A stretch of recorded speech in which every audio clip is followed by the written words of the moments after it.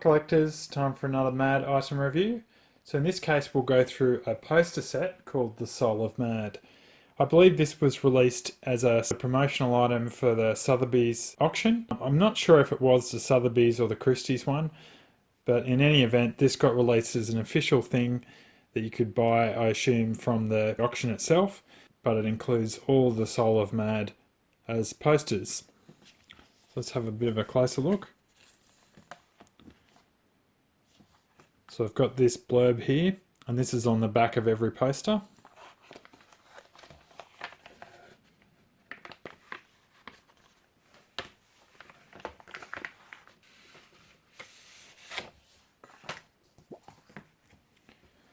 Okay, first up we have the very first Alfred appearance. Two of these were done. One was done for the Officers of Mad itself, which just had Alfred, and the other one had the two other animals on either side, which appeared on the actual cover. So I'll have a look at the back. So this is Alfred for President from 1956 by Norman Mingo. Mount Rushmore by Mingo in 57.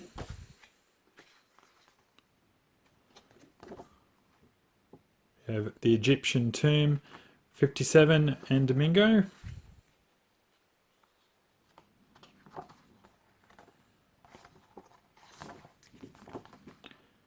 Another 57. See no evil, hear no evil, speak no evil.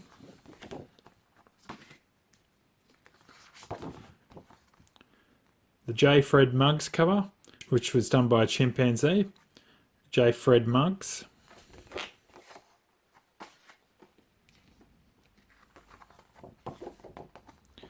Alfred Scarecrow from 58.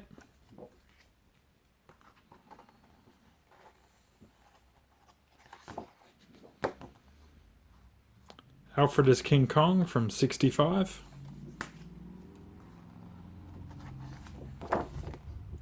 Alfred painting the road from 65. Who Needs You from 69.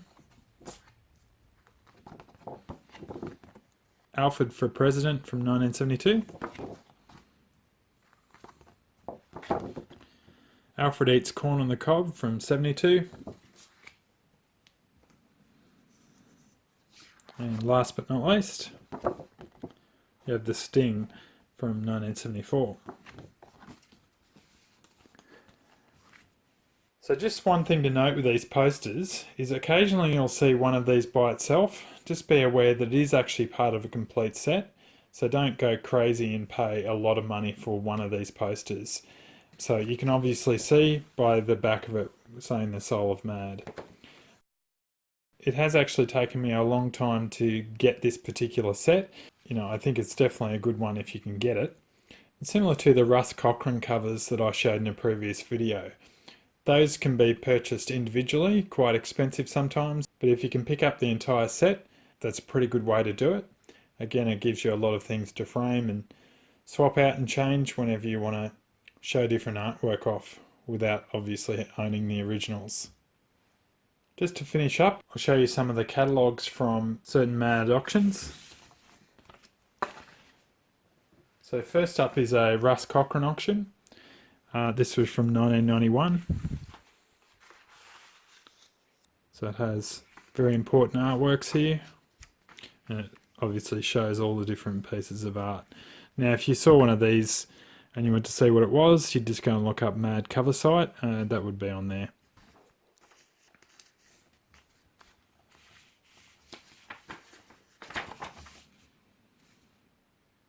And they also include how much things went for in a previous auction.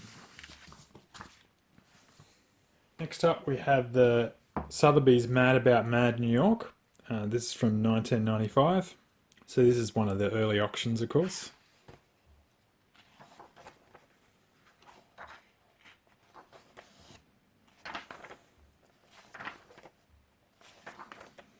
I won't go through all this, I'll just get into there. Showed a bit about the artists at the front. Shows a lot of internal and cover art.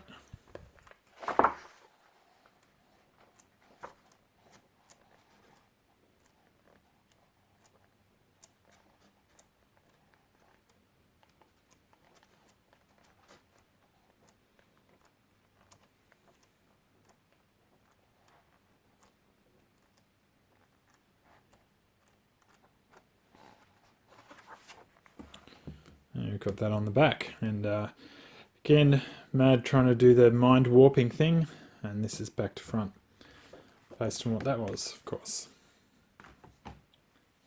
And last but not least, we have a heritage auction book from 2006.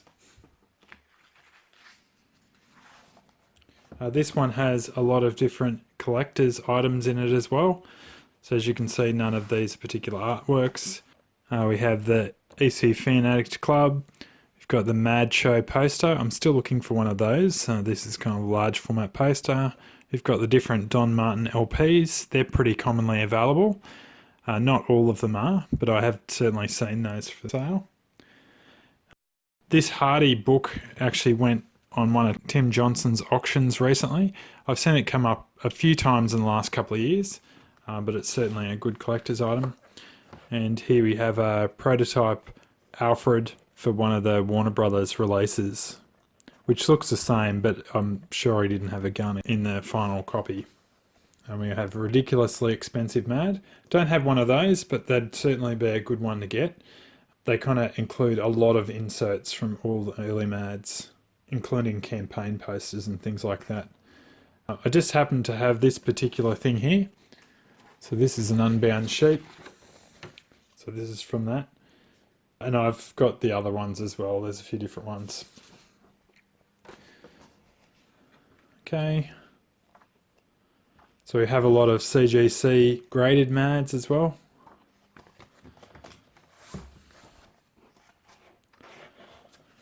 Got a lapel pin.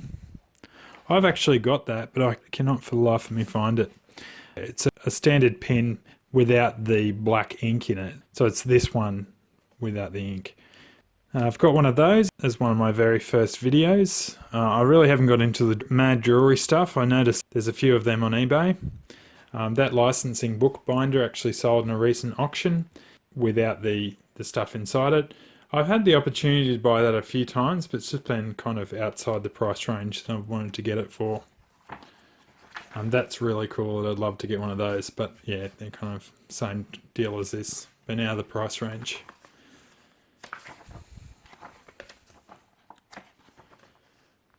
I don't think this is for sale, but this is the original artwork to the massive poster of Alfred. Now that actually did sell in a subsequent auction. I don't know what year, probably 2014 or something. I tried to bid on it, but no way I was going to get it in the end. But yeah, that would have been a really cool item to own. The only problem is framing it would be insane because the thing's like 1.5 meters tall.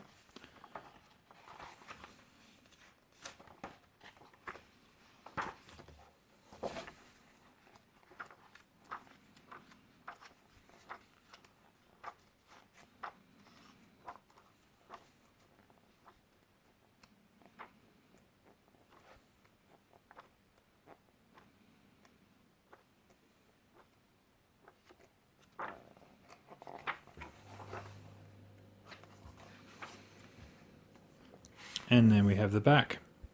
Saying this item was $50, if that's correct, that's pretty crazy, but that seems a bit steep. Certainly you would have grabbed it if you wanted to bid on any of these items, and it's a cool collector's item by itself.